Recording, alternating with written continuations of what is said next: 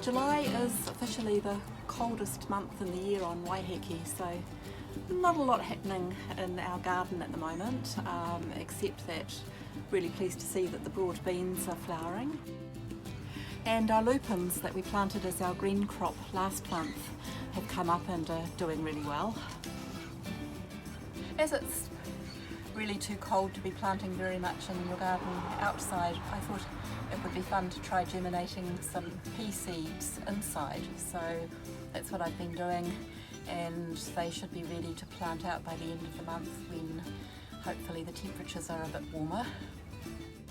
I soaked the pea seeds for about 24 hours, and then I just filled some old punnets that I had with a bit of seed raising mix and popped my peas in, watered them well, and then I covered them over just with a plastic lid, and that helps to keep the moisture and the temperature nice and even for the first few days while the seeds are germinating.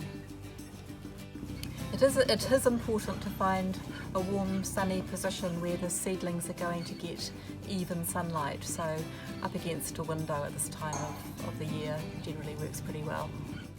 A good thing to think about during the winter months is to put in some new garden beds, and a lot of people have commented on the raised beds that we have here in front of the Sustainability Centre. We put them in about 2 years ago. Now's a good time because there's plenty of water, and one of the things I'm very proud of is that most of the ingredients that went into making these raised beds were things that we got for free just from around the island.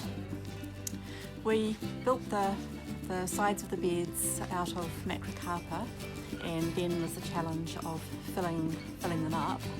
Now, we did get a very generous donation of soil from Central Landscape, but it certainly wasn't enough to fill up all of these beds.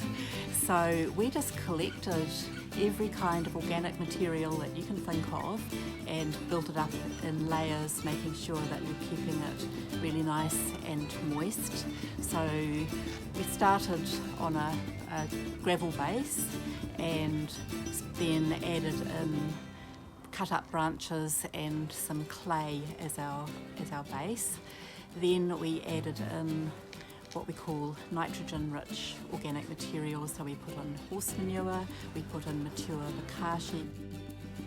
We also put in green grass clippings, and you could add coffee grounds, seaweed, non-invasive weeds, and it's also a very good idea to sprinkle in a handful of lime as you go.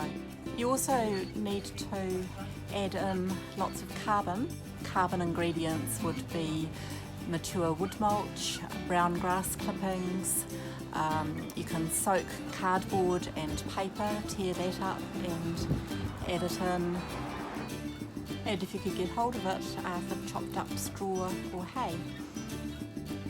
We wanted to be able to plant into our sheet mulch immediately, so we added a plantable depth of compost and vermicast that was all ready to go, and then put a layer of seagrass on top of that to keep the moisture in. Tune in next month to find out what we'll be planting in our raised beds in August.